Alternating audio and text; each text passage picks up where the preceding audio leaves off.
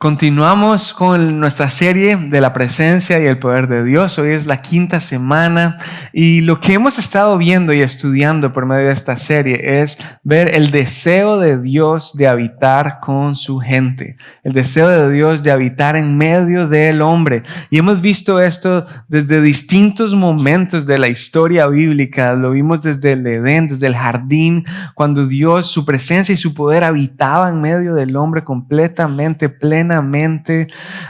Encontramos que el Señor caminaba por el jardín, pero después Adán y Eva pecaron, le dieron la espalda a Dios, fueron expulsados de su presencia, de su poder. Sin embargo, el plan de Dios y el deseo de Dios de habitar con el hombre no se frustró, no terminó ahí, sino que Él tenía un plan para seguir interviniendo y habitando y relacionándose con el hombre. Y una de estas maneras fue por medio del tabernáculo. Dios le dio instrucciones a Moisés de construir una tienda móvil, porque ellos andaban en camino a la tierra prometida, y por medio de esta tienda móvil había algún tipo de relación entre el hombre y Dios. Y no cualquier persona podía tener acceso a este tipo de relación, no tenía acceso a la presencia y al poder de Dios. Era una persona específica, un sacerdote, que cumpliera con ciertos requisitos específicos en cierto tiempo específico del año.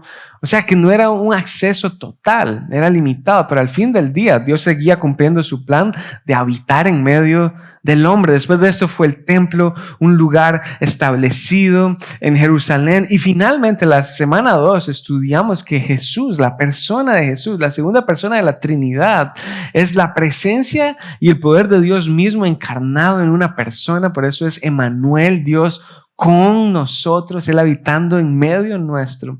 Hasta que en la 3ª semana estudiamos la festividad de Pentecostés, 50 días después de la Pascua, cuando Jesús cumplió su palabra de enviar al Espíritu, y el Espíritu vino sobre los apóstoles. Ellos empezaron a hablar en otros idiomas, contándole a todos las maravillas que Dios había hecho, y por medio de ese momento inició la iglesia. Y ahora todos los creyentes, si ponemos nuestra fe en Jesús, ahora somos nosotros mismos el templo del Espíritu. La presencia y el poder de Dios ahora habita dentro de nosotros. Y mientras habitamos en esta vida guiados por el Espíritu, vemos hacia adelante y sabemos que el plan no ha terminado, porque hay un cielo nuevo y una tierra nueva que nos espera a todos que hayamos nacido de nuevo en Cristo, donde la nueva Jerusalén, la ciudad celestial, va a descender a esta tierra y vamos a habitar con nuestro Padre por la eternidad. Esa es la historia de Dios buscando habitar con su pueblo.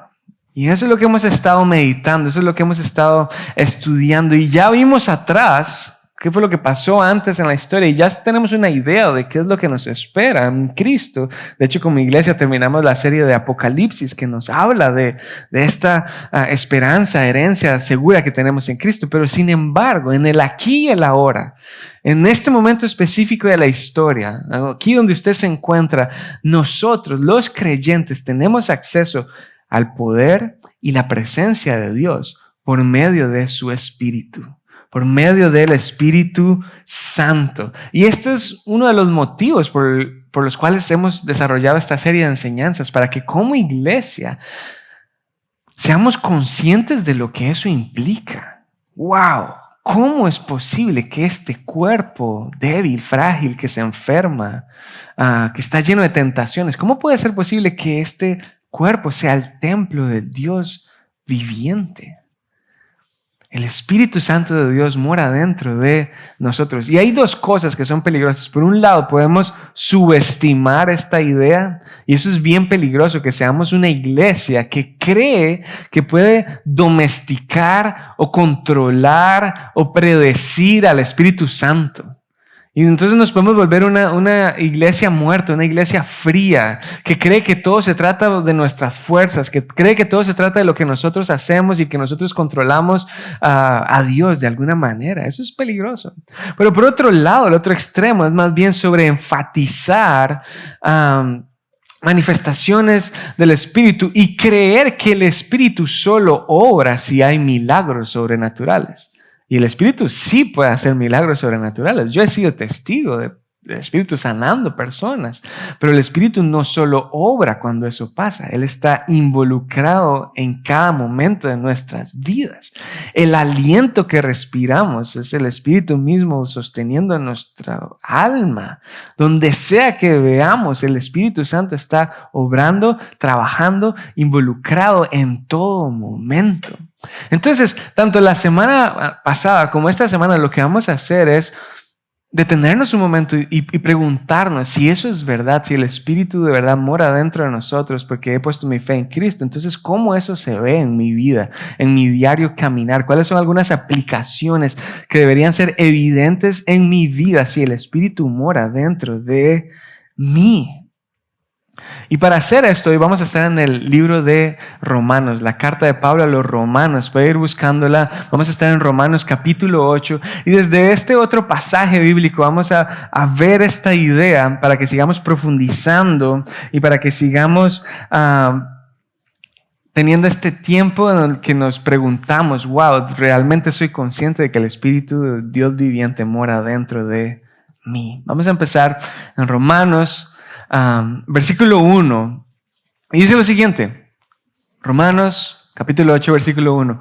Por lo tanto, ya no hay condenación. Ya no hay condenación para ¿quiénes? Para los que pertenecen ¿a quién? A Cristo. Por lo tanto, ya no hay condenación para los que pertenecen a Cristo. Y porque ustedes pertenecen a Él, ¿ok? El poder del Espíritu que da vida los ha libertado del poder del pecado que lleva a la muerte. Estos versículos están bien cargados. Y dice lo siguiente, ahí está la idea de la condenación, ¿ok? ¿Qué quiere decir eso? Un castigo. Estamos, por nuestras transgresiones, por nuestros pecados, tenemos una deuda que saldar, y esa deuda que tenemos pendiente es la condenación. Esa condenación no es nada más que la muerte, ¿ok?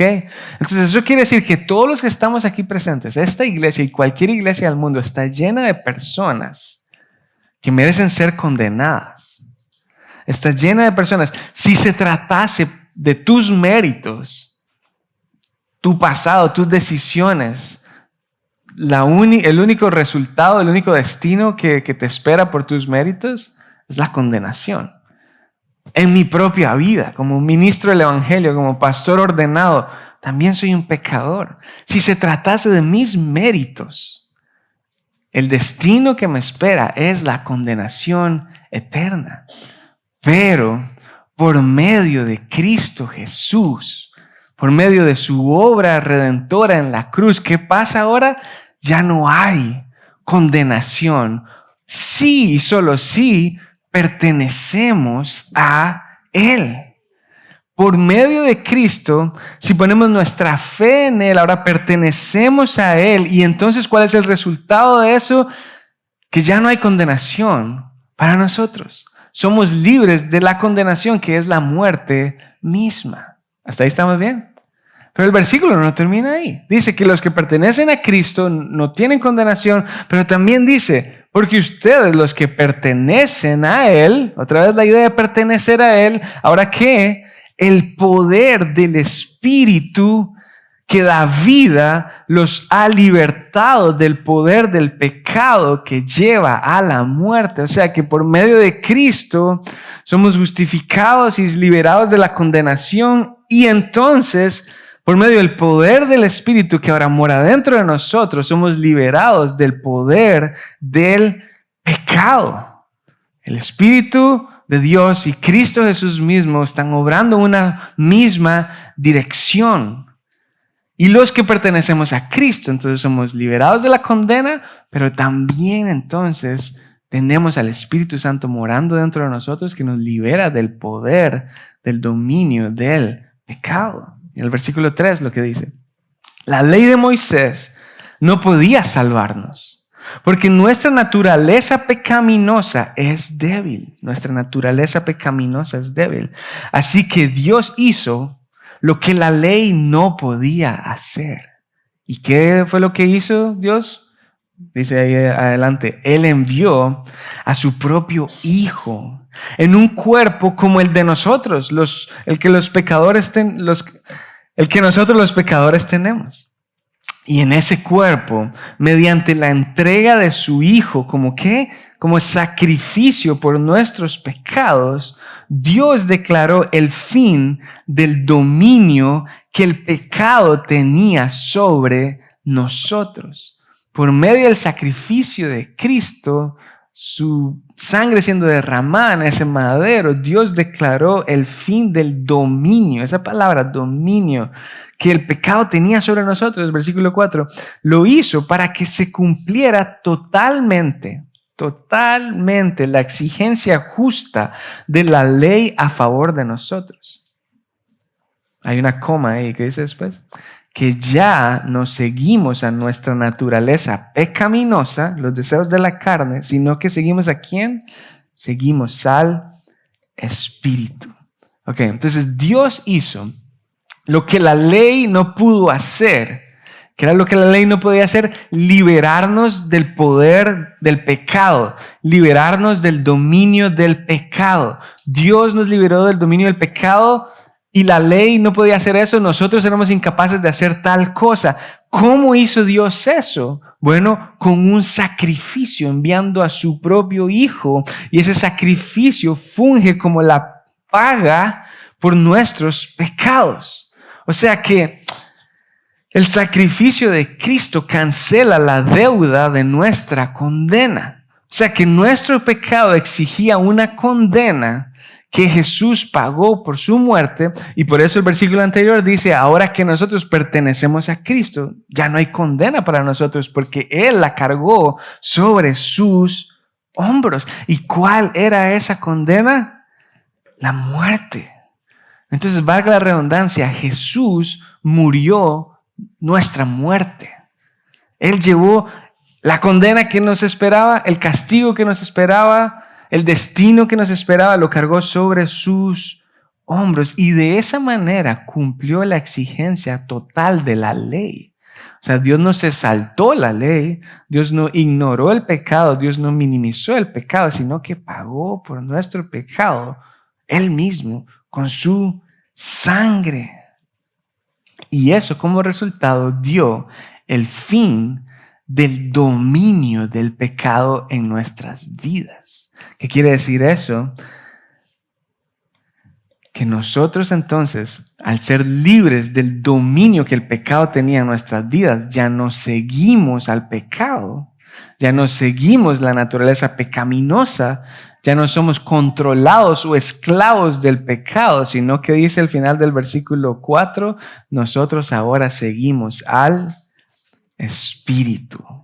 Entonces, ¿pueden ver cómo se van conectando las ideas? Dios hizo lo que la ley no podía hacer, envió a su Hijo Jesús, que es el sacrificio que paga nuestra condena, y ahora somos libres del dominio del pecado, ya no somos esclavos al pecado, sino que ahora tenemos la capacidad que antes no teníamos de seguir al Espíritu. Puedes ver cómo la Trinidad está obrando en armonía. Podemos apreciar al Dios Padre, Dios Hijo, Dios Espíritu, unidos con una misión, unidos con este plan redentor, unidos con el propósito de habitar con el hombre nuevamente. Versículo 5 dice lo siguiente: los que están dominados, otra vez esa palabra, los que están dominados por la naturaleza pecaminosa, otras versiones dicen los que están dominados por la carne, por los deseos de este corazón pecador, los que están dominados por la naturaleza pecaminosa piensan ¿en qué? En cosas pecaminosas. Pero los que son controlados, dominados, controlados por el Espíritu Santo, porque el Espíritu Santo ahora mora dentro de ellos, porque ellos pertenecen a Cristo, entonces piensan en las cosas que agradan al Espíritu. Versículo 6. Por lo tanto, ese es el llamado que Él hace. Permitir que la naturaleza pecaminosa les controle. Si ustedes dejan que la naturaleza pecaminosa les controle la mente, eso lleva a la muerte. Pero permitir que el Espíritu les controle la mente, eso lleva a la vida y a la paz. Versículo 7. Pues la naturaleza pecaminosa, los deseos de la carne, dice, es enemiga de Dios siempre. Siempre, siempre. No hay nada que esta naturaleza pecaminosa desee o haga que agrade a Dios, porque está en contra de Dios. Nunca obedeció las leyes de Dios y jamás lo hará. Versículo 8. Por eso, los que todavía viven bajo el dominio de la naturaleza pecaminosa, es decir, los que no pertenecen a Cristo, es decir, los que son condenados, es decir, los que no tienen al Espíritu dentro de ellos, ¿qué pasa con ellos? Nunca pueden agradar a Dios. Bien, entonces vamos a repasar algunos términos importantes que tal vez usted nos ha escuchado hablar dentro de la iglesia y que yo creo que es muy útil que los tengamos hoy frescos al estudiar este pasaje. Cuando una persona es consciente de su pecado, cuando una persona dice, sí, lo que dice Romanos 3:23 es cierto, todos somos pecadores, yo soy pecador, yo veo atrás y puedo ver mi maldad, puedo ver mi inmoralidad, puedo ver mi egoísmo. Cuando una persona es consciente de esto y esa persona se arrepiente y esta persona no solo es consciente de su pecado, sino que cree que Jesucristo es el que trae la paga completa por los pecados que yo cometí. Cuando alguien cree que la obra de Jesucristo en la cruz es la única esperanza para yo ser libre de la condena que me espera, esa persona en ese momento es justificada.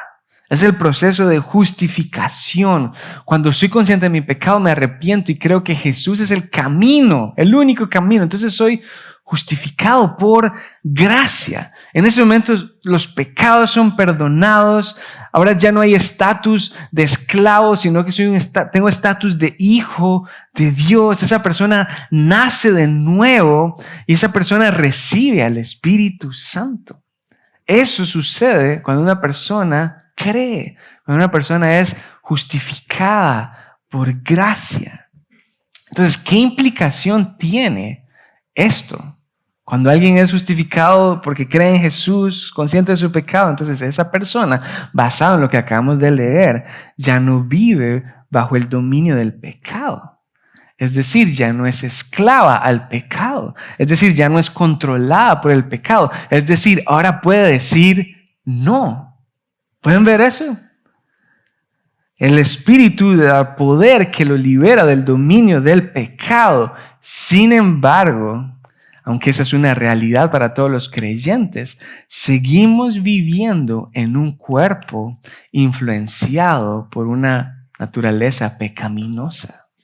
Aunque el Espíritu mora dentro de nosotros, y aunque ya no hay condena para nosotros, y aunque somos libres del dominio del pecado, la presencia del pecado sigue alrededor de nosotros y vivimos en un cuerpo influenciado por esta naturaleza pecaminosa. Entonces, ¿qué es lo que pasa?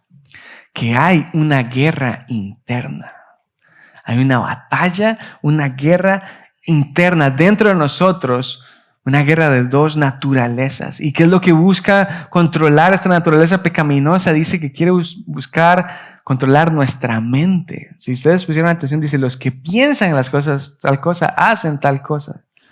Dejen que el Espíritu controle su mente. Y esta idea de mente, que la guerra que hay interna por controlar nuestra mente, al hablar de mente no solo es el pensamiento lógico e intelectual, el raciocinio humano, no, sino que es todo lo que gobierna el interior del ser humano. ¿Okay? Los deseos más profundos, lo que hay en lo más profundo del corazón mismo. Estas naturalezas están tratando de gobernar lo más profundo que hay dentro de nosotros. Y el versículo dice, si ustedes dejan que la naturaleza pecaminosa los controle, eso lleva a la muerte. Pero si permiten que el Espíritu controle lo interior de su alma, eso produce vida y paz. Entonces, al creer en Jesús, en su obra en la cruz, soy justificado por gracia, pero sigo viviendo en un cuerpo influenciado por una naturaleza pecaminosa por un tiempo, porque tenemos la esperanza de que vamos a ser resucitados después de esta vida en un cuerpo glorificado, ausente el pecado completamente de esa nueva naturaleza, en un cielo nuevo y una tierra nueva. ¿Sí me siguen? En el cielo nuevo y tierra nueva no hay pecado, no hay lágrimas, no hay injusticia. El pecado está fuera de ese cielo nuevo y tierra nueva y nosotros vamos a tener un cuerpo que ya no va a estar influenciado por el pecado. Vamos a ser libres de la presencia del pecado. Pero mientras vivimos en el aquí y el ahora, nuestro llamado es a permitir que el Espíritu controle, que el Espíritu dirija, que el Espíritu domine mi interior. Y cuando dejo que el Espíritu domine, controle y guíe mi vida, entonces estoy caminando en el Espíritu y estoy siendo santificado. No justificado, que eso pasa una vez cuando creo en Cristo, sino que cuando dejo que el Espíritu me guíe y soy dominado y controlado por el Espíritu, estoy siendo santificado. Y entonces mi interior empieza a ser transformado. De adentro hacia afuera sucede una transformación. Y entonces empiezo a pensar diferente y empiezo a desear cosas diferentes. Y entonces empiezo a ser santificado, lo cual, si nos ponemos a pensar, ser santificado también es una obra de gracia, porque al final no se trata de lo que nosotros hacemos, de nuestro esfuerzo y disciplina, aunque eso es bueno, sino se trata de lo que el Espíritu Santo está haciendo dentro de nosotros. Y no sé si recuerdan, pero dice, los que siguen a la naturaleza pecaminosa no pueden agradar a Dios. O sea que al nosotros permitir que el Espíritu nos controle, así y solo así es que podemos producir un fruto que verdaderamente agrade a Dios. Continúa la idea, versículo 9, dice lo siguiente: pero ustedes, los creyentes, escucha esto, ustedes no están dominados por su naturaleza pecaminosa. Son controlados, ¿por qué? Por el Espíritu. Si el Espíritu de Dios vive en ustedes, o sea, hay una condición. Ustedes son controlados por el Espíritu si tienen al Espíritu. Y después dice, recuerden que los que no tienen al Espíritu de Cristo en ellos, de ninguna manera pertenecen a Él. Pertenecen, ¿se acuerda de esa idea en el versículo anterior? Los que pertenecen a Cristo son libres de condenación. Los que pertenecen a Cristo tienen al Espíritu que les da vida. O sea que son dos cosas que van de la mano. No existe tal cosa como un cristiano que no tiene el Espíritu, que no es guiado por el Espíritu. Porque cuando pertenezco a Cristo, soy justificado. Y cuando pertenezco a Cristo, también tengo al Espíritu dentro de mí. Versículo 10. Escucha esto. Y Cristo vive en ustedes. No dice con ustedes. Cristo vive en ustedes, dentro de ustedes. Entonces, aunque el cuerpo morirá por causa del pecado, este cuerpo, el Espíritu les da vida. Antes de tener el Espíritu, antes de ser justificados, estábamos muertos en nuestras transgresiones. Pero ahora, aunque seguimos viviendo un cuerpo mortal, pecaminoso, tenemos vida por medio del Espíritu. Esto nos habla de vida espiritual. Tenemos vida porque estamos en paz con Dios, porque no tenemos condenación que nos señale. El Espíritu les da vida porque ustedes ya fueron hechos justos a los ojos de Dios. Proceso de justificación, versículo 11. El Espíritu de Dios, quien levantó a Jesús de los muertos, ese Espíritu que dice vive en ustedes, dentro de ustedes. Y así como Dios levantó a Cristo Jesús de los muertos, Él dará vida a sus cuerpos mortales mediante el mismo Espíritu, quien vive en ustedes. El Espíritu que da vida, que leíamos en el versículo 1, valga la redundancia, nos da vida en el hoy. Estamos vivos espiritualmente. Y además de eso, es la garantía que tenemos de que vamos a ser resucitados de los muertos a un cuerpo glorificado, en un cielo nuevo y tierra nueva, junto con Cristo. Versículo 12 dice lo siguiente. Por lo tanto, amados hermanos, ustedes no están obligados, no son forzados, no tienen ninguna obligación a hacer lo que su naturaleza pecaminosa los incita a hacer. Ustedes ya no están obligados porque eso ya no los controla. Versículo 13. Pues si viven obedeciéndola, morirán, la consecuencia del pecado. Pero si mediante el poder del Espíritu hacen morir a las acciones de la naturaleza pecaminosa, vivirán. Entonces, ¿Cómo es que nosotros, los creyentes, podemos hacer morir a las acciones de la naturaleza pecaminosa? ¿Cómo es que nosotros podemos resistir lo que nos incita? ¿Cómo es que nosotros podemos hacer guerra a toda esa naturaleza que antes nos representaba con disciplina, con esfuerzo, viniendo a la iglesia? Todo eso, eso es bueno, pero es solamente por mediante el poder ¿de quién? Del Espíritu Santo. Entonces, al nosotros poner nuestra fe en Cristo, el Espíritu mora dentro de nosotros y es solo por medio de ese Espíritu que nosotros podemos resistir al pecado, que nosotros podemos hacer morir a las acciones pecaminosas que no agradan a Dios y más bien podemos hacer lo que a Él le agrada. No se trata de disciplina y esfuerzo y ponerle más ganas, aunque eso es bueno. Pero se trata de dejarnos guiar por el Espíritu que ya vive dentro de nosotros. El Espíritu no está aquí en estas cuatro paredes y cuando tú sales se queda aquí en la iglesia. El Espíritu es una persona, es la tercera persona de la Trinidad que mora dentro de ti si has puesto tu fe en Cristo. No te deja, no te abandona, no toma vacaciones, está en todo tiempo dentro de ti si has puesto tu fe en Cristo y es mediante el poder de ese Espíritu que ya tenemos los creyentes que podemos vivir una vida que honra y agrade a Dios. La pregunta es, ¿estoy siendo guiado por el Espíritu? ¿Estoy dependiendo del Espíritu o no?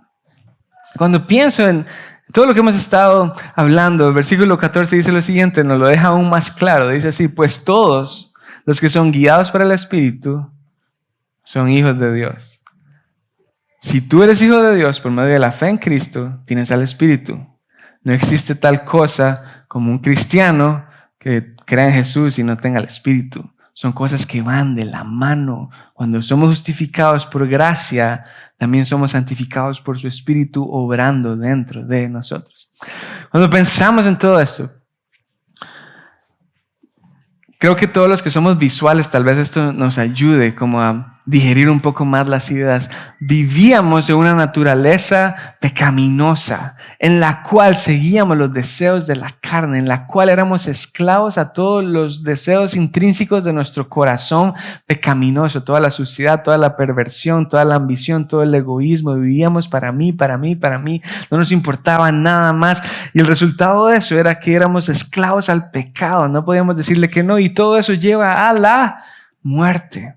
Pero la historia no termina ahí, es por medio de la cruz, es por medio de Cristo Jesús, es mediante el poder de su sacrificio pagando nuestra deuda completa que ahora nosotros, solo por medio de Cristo, tenemos acceso a una nueva naturaleza en la cual ya no vivimos por los deseos de la carne, sino que podemos seguir al Espíritu. Éramos incapaces de seguir al Espíritu, pero ahora el Espíritu mora dentro de nosotros y nos capacita para rendir nuestra voluntad a Él y hacer lo que a Él le agrada. Y eso da como resultado vida y paz y una vida llena de libertad. Ya no esclavos del pecado, y una vida marcada por la obediencia. Entonces, quiero decirte algo, si tú eres no creyente, si tú estás aquí nada más porque te invitaron o estás aquí nada más porque estás curioseando al respecto, yo quiero decir lo siguiente. Dios tiene el poder y el deseo de transformar tu vida. Dios tiene el poder, Él puede hacerlo y tiene el deseo también de transformar tu vida. Y yo no sé qué perspectiva podías tener del cristianismo, que era una serie de reglas o de hipocresía, porque los cristianos que conozco no viven lo que dicen, o si creías que era un tema de tradición, o si tú decías, yo nunca voy a poder llegar a ser un buen cristiano porque usted no sabe lo que yo he hecho, usted no sabe cómo soy. Yo no sé qué ideas preconcebidas tú tenías, pero a la luz de lo que acabamos de estudiar hoy, las Escrituras nos muestran que de inicio a fin el cristianismo se trata de lo que Dios ha hecho y no de lo que tú has hecho. La única invitación que tienes para ti hoy es creer.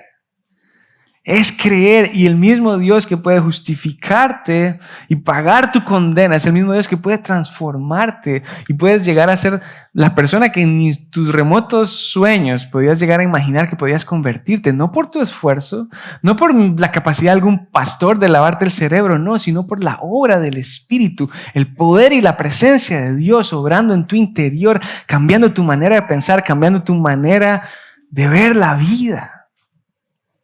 Esa es la esperanza que los creyentes tenemos y está disponible para ti hoy. Pero si tú has puesto tu fe en Cristo, si tú has nacido de nuevo y si tú crees que todo esto es verdad, la pregunta que tengo para ti es, hey, ¿soy consciente de lo que implica que el Espíritu Santo de Dios mora dentro de mí? Wow, realmente había palpado lo que esto implica en mi vida. ¿Realmente era consciente de lo que esto significa? ¿O será que está subestimando esta idea? ¿Dependes de la guía del Espíritu? ¿Dependes de su ayuda, de su dirección? Mira lo que dice Jesús hablando a sus discípulos en Juan 16:7. Dice, en realidad, mira lo que dice Jesús. Dice, es mejor para ustedes que yo me vaya.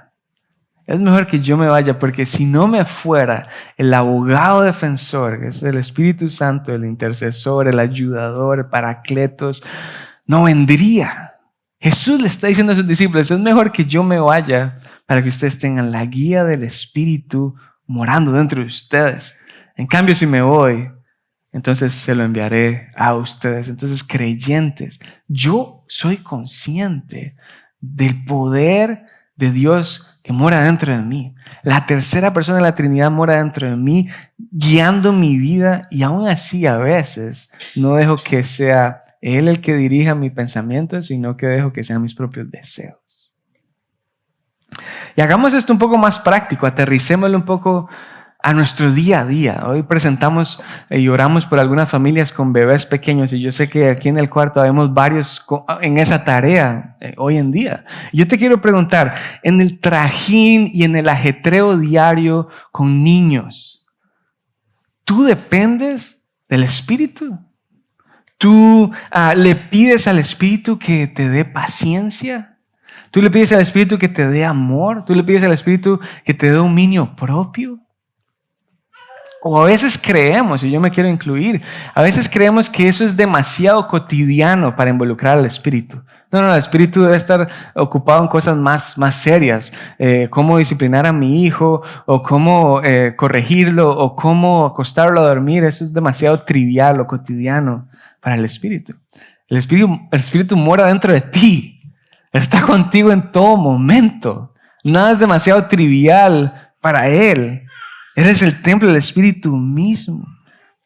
Entonces, la verdad es que sí, somos incapaces de ser los padres que pueden agradar a Dios en nuestras fuerzas, pero por medio del Espíritu que mora dentro de nosotros tenemos la esperanza de agradar a Dios en cómo criamos a nuestros hijos. Él puede transformar mi impulsividad en momentos de calor en dominio propio. Él puede transformar mi amargura y frustración en gozo. La pregunta es, ¿lo estoy buscando? ¿Estoy dejando que Él me dirija? No solo los padres, hablemos ahora de cuando enfrentamos conversaciones difíciles con un cónyuge dentro del matrimonio, con algún familiar o en el trabajo. En esos momentos arduos pedimos la ayuda del Espíritu. Espíritu Santo que mora dentro de mí, dame paz en este momento.